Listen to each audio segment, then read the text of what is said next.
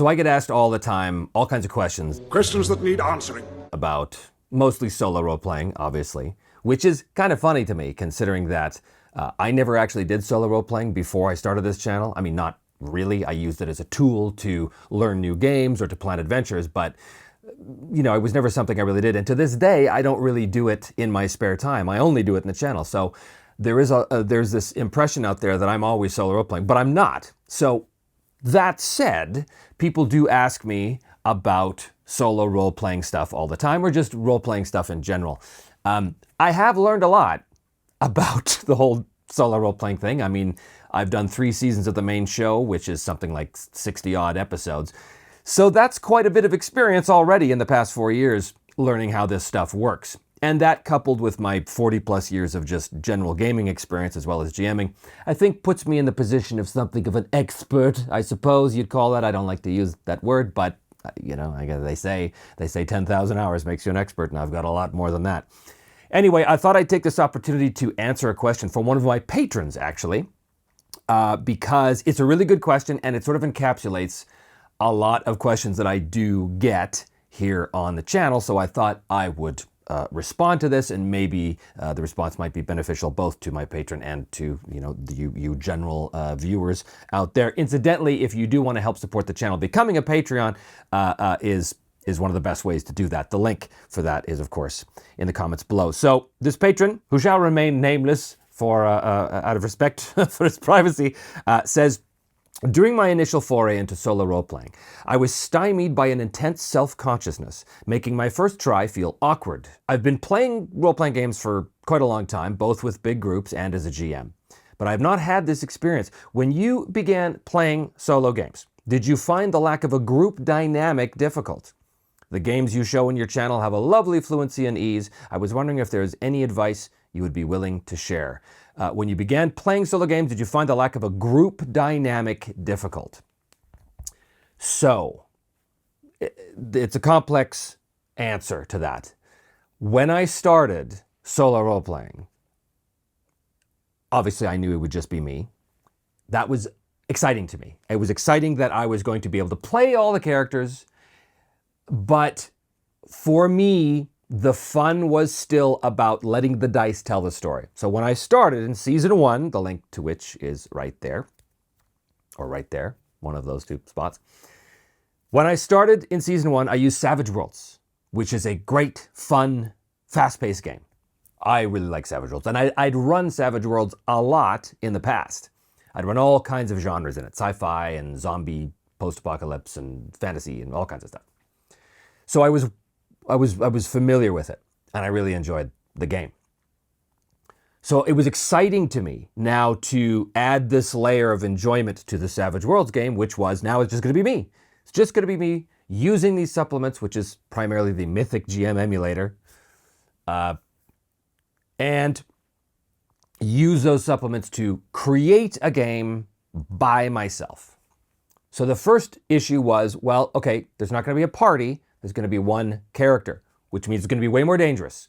So in Savage Worlds parlance, that meant that I'm going to add a few extra bennies to the character to start with. Get out of jail free cards, right? You need a little help when you're by yourself. That's the first thing.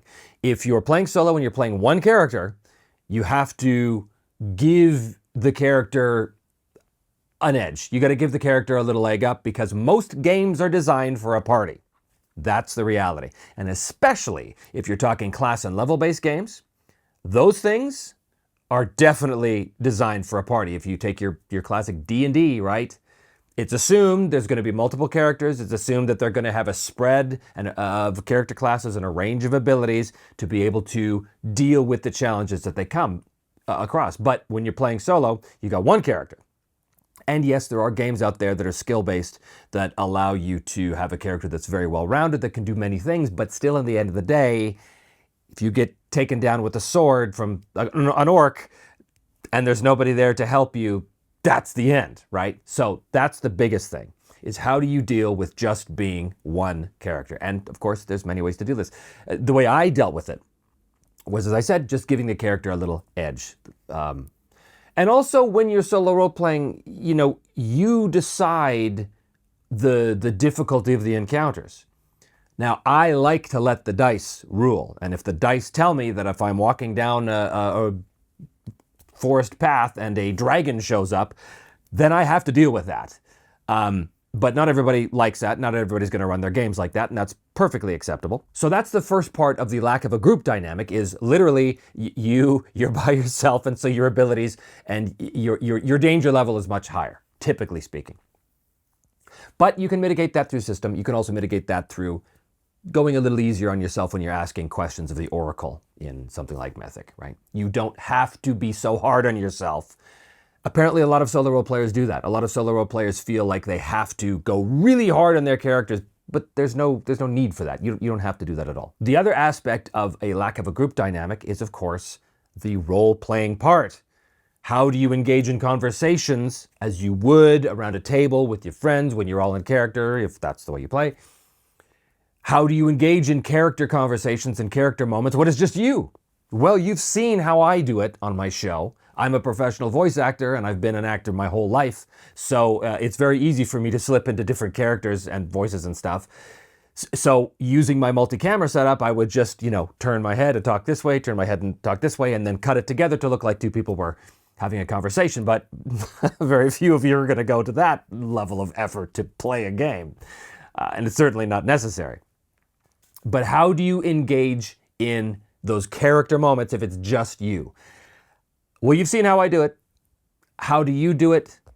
I suppose it's up to you. And how do you do it so that it's not awkward? A lot of people would feel weird if they're sitting in a room by themselves and if they're talking to themselves, if they're having characters play out a conversation. A lot of people would feel weird. But really, when we were kids playing with action figures, I don't know about you, but that's what I did all the time. I had my little characters and they'd do their thing, and I would role play out conversations with the two characters all the time, and then, have them go beat up Cobra Commander or whatever the case was. This is just an extension of that. This is just the same thing, except now it's channeled into a structure that is the role-playing game, and you've got dice and all this kind of stuff.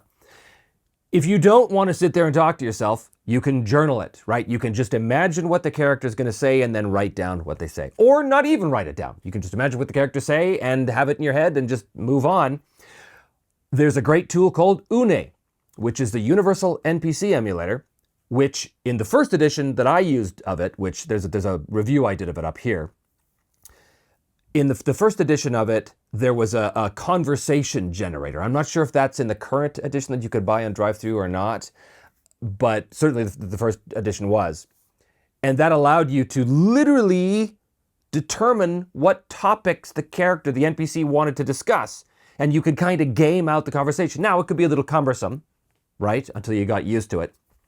But it was a fun tool to be able to use if you were stuck. If you really didn't know what these characters were going to talk about and you felt that a conversation was important here, then that was a great tool to use, because you could game out the conversation without having to sit there and actually talk to yourself, right? Again, I don't know why that's weird to people, but that's just me. I'm a weird guy. As I said, I'm a voice actor, so I do weird things all the time. The other thing about the group dynamic is just finding the motivation to play. This has been a big problem for me over the years. It's easy to, especially for the GM, it's easy to find an excuse not to play. Even though you really want to, it's easy to get overwhelmed by the feeling of, oh my God, it's so much work, and I've got all these other things I should do, and it's so easy to let that happen. And it's a terrible, terrible affliction to have, but it's a very common affliction. When you have a group of players, it's a lot easier to get the gusto up to play, in my experience. Because as the GM now, I have people that I don't want to disappoint. They're all champing at the bit to play the game, and I don't want to be the guy that says, "Oh no, I'm just not feeling it, guys. I'm not feeling it." You don't want to be that jackass. So that's inspiration and impetus for me to want to run the game. The other thing is, sitting around with my players and just talking about the game is a huge inspirational tool that you only get with a group. one of the tricks my players used to pull on me when I wasn't in the mood is we'd all sit around and they'd start talking about the last adventure and boy, how cool it was and all the stuff that might happen, and that would get me riled up and I'd be like, all right, let's play. They did that to me all the time. And I'm very thankful that they did, because it allowed me to be able to play many games when otherwise I would have been too damn lazy to just not do it. But when you are solo role playing, there is no group. There is nobody but you, so nobody can psych you up. So how do you get psyched up? Obviously, each individual is going to have different impetuses for that, but for me, it's flipping through the books. Flipping through the game books, the rule books, the setting books, whatever I have on hand to just sort of get my brain in the mode of creation, right? It doesn't even matter what the book is as long as it's related to the game. If I'm flipping through a setting book and I see some things in there that inspire me, that's going to fire something in my brain and it's going to make me want to continue that. And that's a great time to just say, okay, I'm going to sit down and start playing now. That's a huge thing. Warhammer First Edition is a great example of this, because Warhammer First Edition is one of the best rule books I've ever seen, because it's rule book and setting all at the same time and with a starter adventure at the back. And that book is so chock full of adventure ideas. It's dripping with inspiration. You can literally turn to a page, and I did this many times, literally turn to a random page, put my finger down and read something and go, oh my God, that's so cool, and I'm going to make an adventure around this right now. That happened all the time. So that's good inspiration for me, to, without a group, to just flip through books and go, oh, that's cool, use that. The other thing is music. For me, especially in the third season of the show, which again, you can find linked right here, before I would record an episode of the third season, I would put my I was going to say Walkman like it's 1987. I put my headphones in my iTunes, and I would listen to orchestral scores, soundtracks for cool films, whatever was appropriate. And I would walk through the woods around my house, and I would just smell the fresh air and look at the trees and feel the daylight soaking into my flesh. Sounds a bit weird, doesn't it? But I would just take in nature, basically, and while listening to this music, I would just allow my imagination to just go. And the type of music was important. If I knew that the next episode was going to be based around a mystery, I would listen to really sort of like mysterious, almost foreboding kind of music, and that would immediately put me in the mood, and my mental gears would start to turn. If it was going to be a big fight that I knew was going to happen, that I would put on some sort of fantasy battle music that really, lots of drums and stuff to really get me going. Or, if I had no idea what was going to come up, I would just put in something, some general adventure music. Maybe, I'd put on the Lord of the Rings soundtrack or something, and it would immediately transport my mind to that place, that fantasy realm that I needed to be in order to really inhabit the characters and launch myself fully into the game. Again, if you have a group, then you can use the group's collective excitement to sort of gin up your own excitement. And I mean, honestly, there's nothing more valuable than sitting around with a group of gamers after a session you've just played and just talking about the session and talking about the world and talking about the characters. It's so great. In many ways, that's my favorite part of any game, is the conversation afterwards. But again, with solo, you don't have that, so you have to find ways to sort of inspire yourself otherwise. There's another question my patron asks. In your video descriptions, you list several generators like dungeon dressings. I wondered how you incorporate these supplements into your solo games, and if you find it adds to the experience. Well, yes, I have used many supplements. In fact, I'm going to do a video, I think, on my top 5 solo supplements, most of which those of you who've seen the channel, followed the channel, will already know. But it might be a good video for people who are just sort of looking for a quick and dirty kind of what are 5 great solo supplements to use if they haven't watched my stuff. So I think I'll do that. But yeah, supplements are great. Here's the key to supplements when you're running solo, or even just as a GM. Don't have too many at hand. If you have too many at hand, you will suffer from choice paralysis, and you will spend more time deciding which book to flip through than actually playing the game. Again, that's as true in solo as it is with just running a game normally. You want to find a couple of key supplements that are appropriate for the genre that you're doing. So if I'm going to do a zombie post-apocalypse game, something along the lines of Free League's Walking Dead, which they recently have released, then I want to have a supplement, something like I want to look at Mythic GM Emulator, but I want to focus on the horror tables, right? Because that's going to focus the decision points more towards that genre. It's going to be more appropriate.